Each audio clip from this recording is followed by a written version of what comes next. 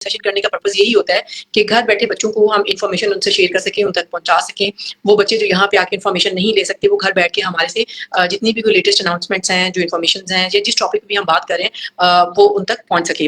अभी आपको याद होगा कि पिछले भी सेशन में और उससे पीछे भी हर सेशन के अंदर अनाउंसमेंट्स के साथ-साथ कोई एक टॉपिक भी ऐसा चूज़ किया जाता है, जिस पे आपके साथ बात की जाती है और उसके अलावा जो है लास्ट मैंने जैसे फाइनेंशियल असिस्टेंस स्कीम्स की बात की थी और आपको कुछ जनरल इन्फॉर्मेशन और नॉलेज आपके साथ शेयर किया था, क्योंकि बहुत सारे बच्चे ऐसे भी मैंने देखे हैं जब हम मीटिंग का पार्ट होते हैं, मीटिंग कंडक्ट कर रहे होते हैं स्टूडेंट्स की, तो बच्चों को बहुत सारी इन्फॉर्मेशन नहीं होती है, बहुत सारी लैक ऑफ इन्फॉर्मेशन या लैक ऑफ कम्युनिकेशन गैप की वजह से बच्चे जो होते हैं वो इस फी के ये जो एक ऑप्शन होती है यूनिवर्सिटी ने जो फंड की दी हुई है, वो बच्चे अवेल नहीं कर पाते।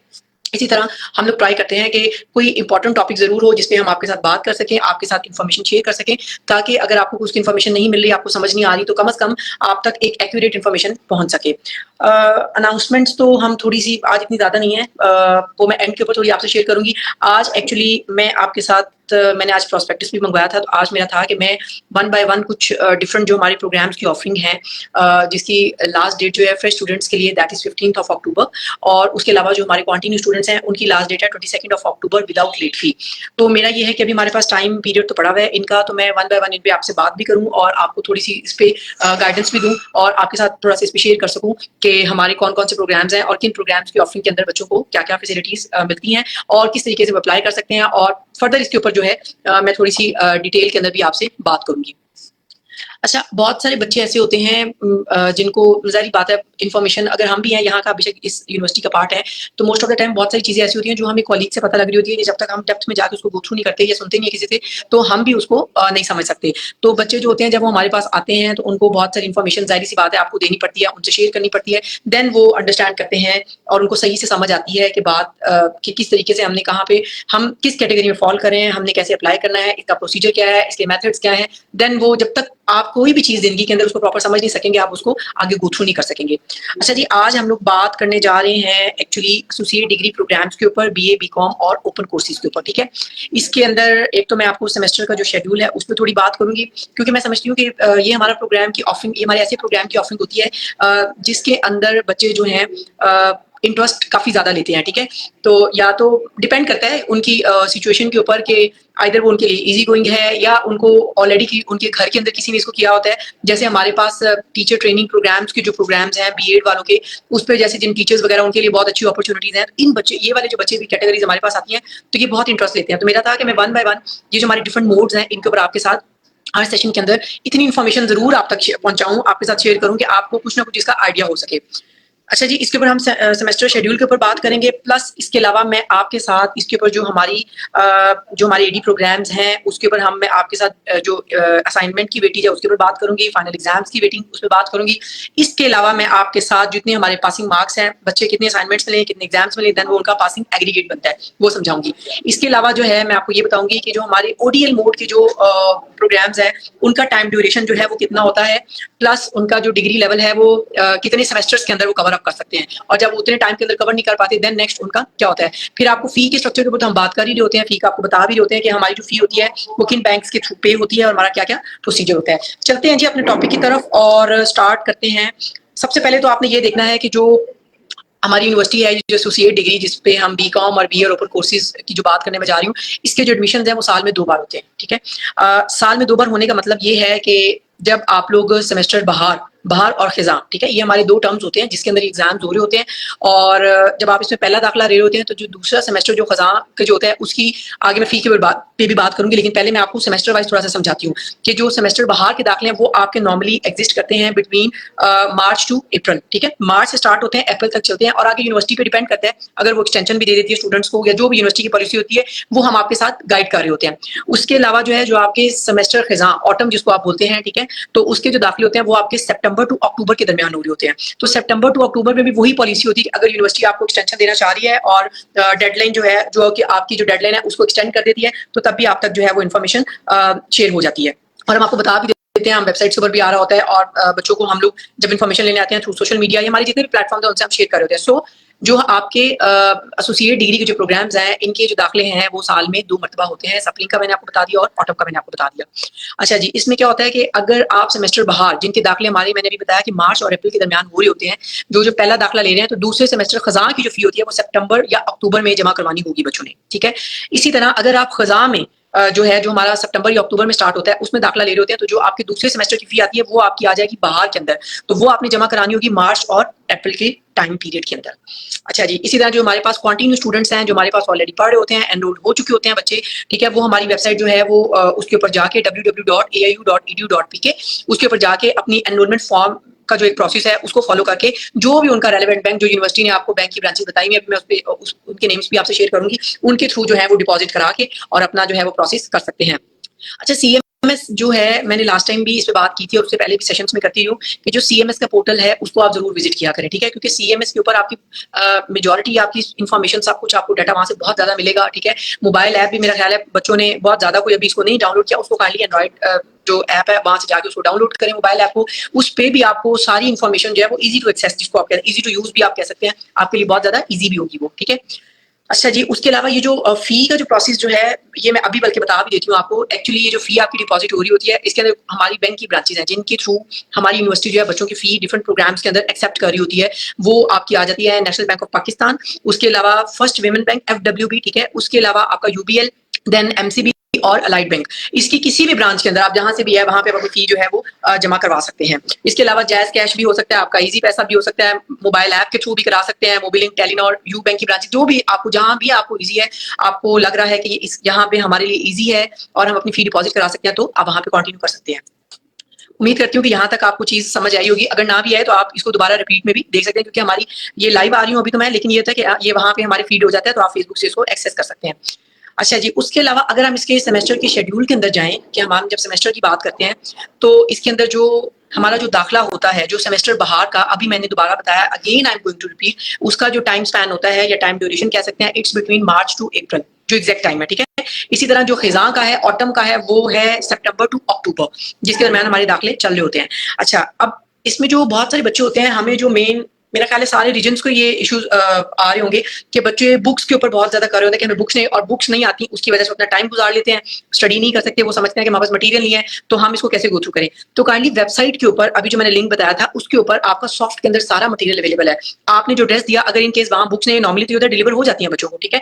इन केस बुक्स नहीं भी आती है, ठीक है, तो कई बार होता है एड्रेस की मिस्टेक हो सकती है, या जहां जो आपका करीब डाक खाना है वहां पे पहुंच जाती है, या जो भी इशू आ रहा था आप तक नहीं पहुंच पाती, तो आप काइंडली टाइम वेस्ट किए बगैर आप वेबसाइट पे जाएं, सॉफ्ट से जिस भी आपने मटेरियल को गो थ्रू करना है, जो भी आपकी बुक है, जो भी कंटेंट है, उसको वहां से डाउनलोड करें, उसको अपने पास सेव कर लें। मोबाइल तो आपके पास है ना, तो मोबाइल से उसको गो थ्रू करते रहें, वो इतना बड़ा कुछ नहीं है। और अगर आपके लिए थोड़ा सा इजी है तो आप उसका प्रिंट आउट निकलवा के जितनी आपको जरूरत है उसको गो थ्रू कर लें। लेकिन मेरा ख्याल है कि सॉफ्ट के अंदर भी हमें पढ़ने की आदत होनी चाहिए। हम एक्चुअली हार्ड के अंदर जब तक हमारे पास स्टडी मटेरियल ना हो, तो हम बहुत ज्यादा हैबिचुअल हो चुके हैं कि हम ज्यादा फोकस भी हार्ड मटेरियल के ऊपर कर रहे थे, हमारे पास सामने पड़ा हो तो हम गो थ्रू कर सकते हैं। लेकिन मेरा ख्याल है कि सॉफ्ट के अंदर भी अगर आपका डाटा है तो आपको उस पर भी फोकस करना चाहिए। अच्छा जी, अब मैं आपको बता रहा, हम बात कर रहे थे ड्यूरेशन की, दाखिला कब कब होता है। उसके बाद अगर आप आए तो बुक्स का नॉर्मल जो इसका ड्यूरेशन होता है, जो आपका बाहर का सेमेस्टर है, वो आता है अप्रैल टू जून। अगर आपको बुक्स डिलीवर होनी है तो वो अप्रैल से लेकर जून के दरमियान, इस टाइम पीरियड के अंदर आपको बुक्स जो है वो डिलीवर हो जाएंगी। इन केस अगर आपको नहीं होती तो वही बात, आप टाइम वेस्ट किए बगैर आप उसको कंटिन्यू करके आप अपना स्टडी मटेरियल जो है उसको तैयार कर लें। उसके बाद आपके पास जो सेमेस्टर खिजां की मैं बात कर रही थी, खिजां के अंदर अक्टूबर से दिसंबर आपका ड्यूरेशन है आपकी बुक्स मिलने का, ठीक है? इस ड्यूरेशन के अंदर आपको बुक्स डिलीवर हो जाती हैं। अगर इनकेस नहीं भी होती तो आप काइंडली, बहुत सारी ईमेल एड्रेसेस हैं, अगर आप बहुत सारे बच्चों, जो बच्चे भी प्रोग्राम देख रहे हैं, नहीं भी देख रहे, अगर आपको इशू है, आप तक बुक्स नहीं मिलती तो, या दाखिले के अंदर आपको मसला आता है, तो आप काइंडली यहाँ पे मुझसे शेयर कर लें। मैं आपके साथ कुछ ईमेल एड्रेसेस जो है वो शेयर करूंगी, ताकि आप वहां पे अपनी ईमेल करके और अपनी इन्फॉर्मेशन जो है वो डायरेक्ट भी उसकी एक्सेस ले सकते हैं। अच्छा, उसके अलावा जो है, अब जब आपको बुक्स मिल गई, फॉर एग्जांपल हम बाहर की बात करते हैं, आपको बुक्स मिल गई, it's between April to June, ठीक है? तो आगे आपका टाइम ड्यूरेशन आ जाएगा पढ़ने का, कि आपने इतने टाइम के अंदर आपने उसको पढ़ना है, आपने जो स्टडी मटेरियल है उसको गो थ्रू करना है, ठीक है? और वो आपका बेसिकली जो मुतालिया की मुद्दत, जिसको हम उर्दू की जुबान में कहेंगे, इट्स बिटवीन जून टू अक्टूबर, ठीक है? जून से अक्टूबर के दरमियान जो है आपका ये टाइम पीरियड, जिसमें आपने अपने स्टडी मटेरियल को गो थ्रू करना है। ये मैंने आपको बाहर का बताया। अगर हम खिजां की बात करें तो आपका जो ड्यूरेशन होगा स्टडी मटेरियल पढ़ने का, इट्स बिटवीन, और you can say around December to April, ठीक है? इसके दरमियान आपने इन किताबों को मुतालिया करना है, इन किताबों का।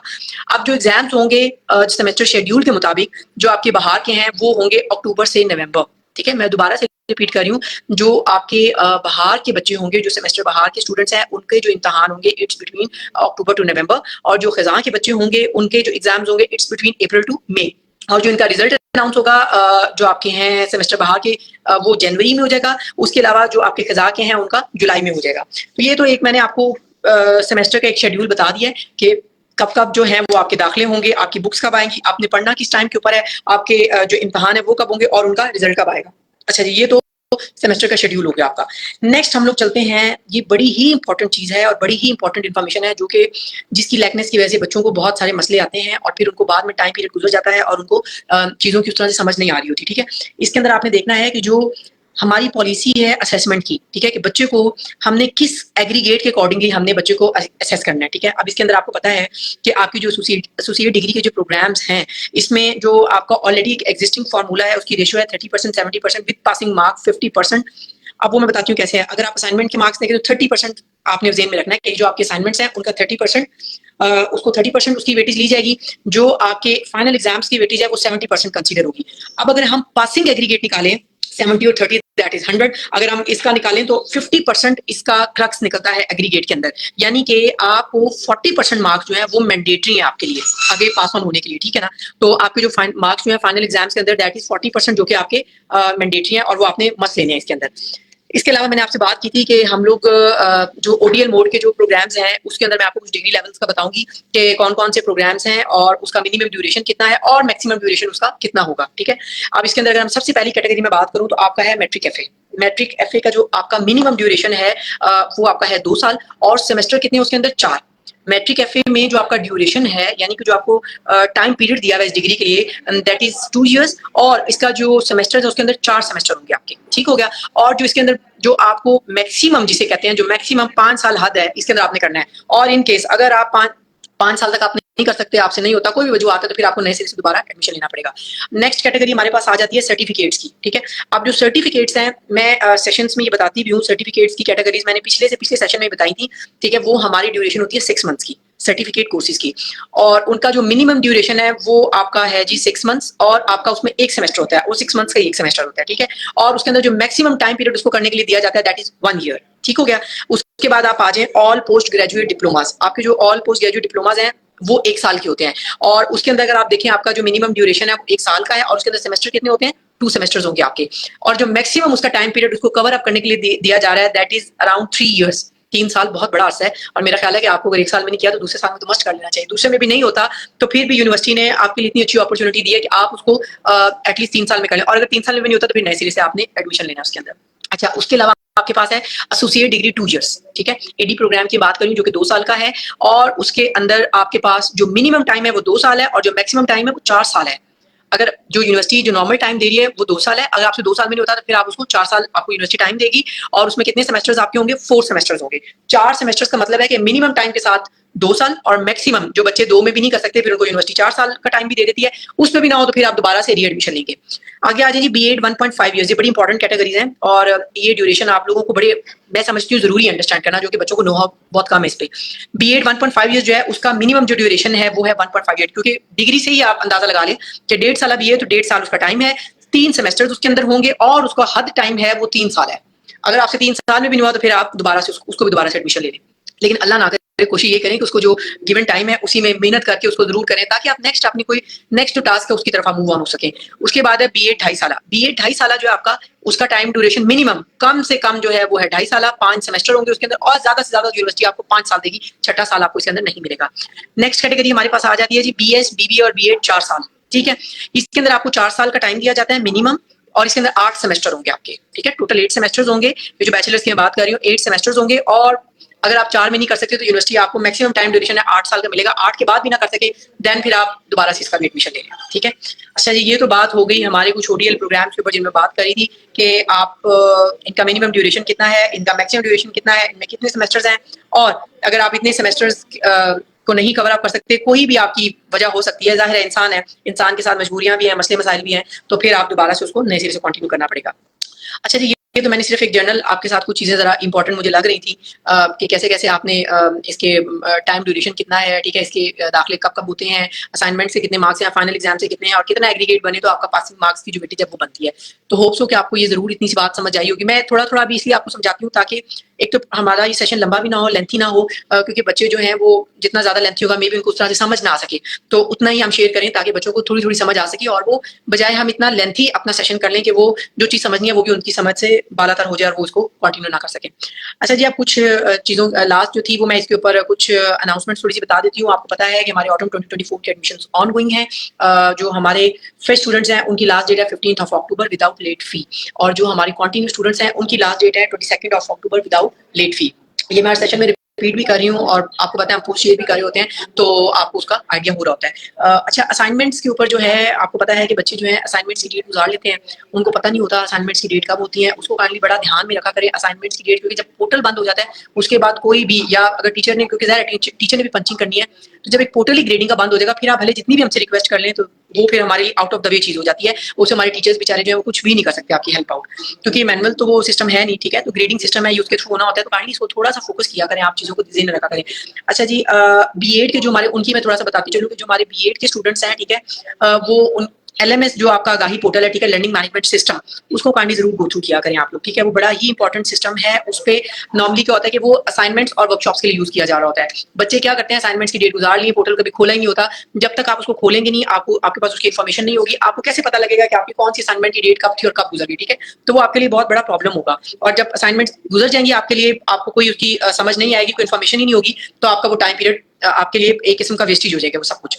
तो आपको मैं बताती चलूँ कि जो हमारी बीएस के जो स्टूडेंट्स हैं उनके सेकंड सेमेस्टर की जो डेट है that is 8th of October, जो कि गुजर चुकी है। और पता नहीं है बच्चों ने उसको किन बच्चों की रह गया, अब इस पे तो मुझे नहीं आइडिया, लेकिन यह है कि वो उनकी जो सेकंड डेट थी that was 8th of October. जो आपके उसके अलावा पीजीडी जो आपका प्रोग्राम है उन बच्चों की जो डेट है that is 9th of October, आज है, कल है 10th of October, then 20 and 24 October. इसको काइंडली ज़हन में रखें और टाइमली जो है आप इनको सबमिट करवाएं। और जो बीएड के स्टूडेंट्स हैं उनकी जो असाइनमेंट की डेट है दैट इज 10th ऑफ अक्टूबर, तो इसको भी आपने ज़हन में रखना है इन डेट्स को, ताकि इनको फॉलो करते हुए आप लास्ट डेट का काइंडली वेट ना करें। आप उसको टाइमली जो आपकी डेडलाइन है उससे कम से कम 2-3 दिन पहले जरूर जो है उसको कंप्लीट कर लें।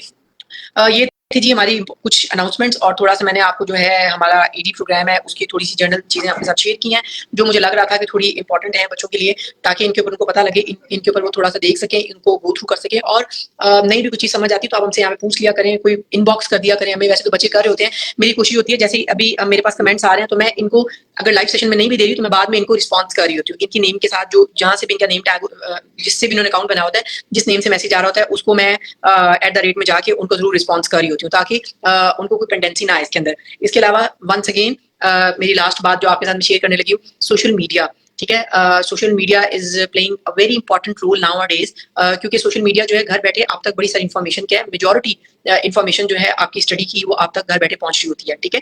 तो आप जितने भी हमारे प्लेटफॉर्म्स हैं इनको ज्वाइन करें और ये जो फेसबुक के सेशंस जो बच्चे सुन रहे होते हैं, जितने भी लोग सुन रहे होते हैं वो आगे शेयर किया करें। खास तौर पे एडमिशन की जितनी इन्फॉर्मेशन है वो आगे जरूर शेयर किया करें, क्योंकि जाहिर है हमारा सबका पर्पज यही है कि हम अपने एडमिशन से बात करते हैं, हमारे किन किन सेमेस्टर्स में की ऑफरिंग हो रही होती है, कौन कौन से प्रोग्राम्स होते हैं वो आपके साथ शेयर कर रहे होते हैं, ताकि घर बैठे आप तक इन्फॉर्मेशन जो है वो आप तक आ सके और ये दूसरों के साथ भी शेयर किया करें। सदका जारिया, ठीक है? हो सकता है आपकी एक इन्फॉर्मेशन शेयर करने से बहुत सारे बच्चों का फ्यूचर बन सकता है।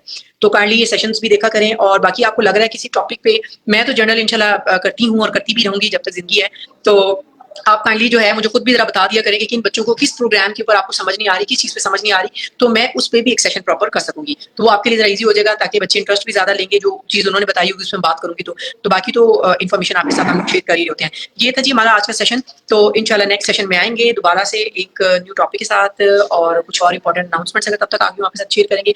तब तक अपना ख्याल रखिएगा। अल्लाह हाफिज।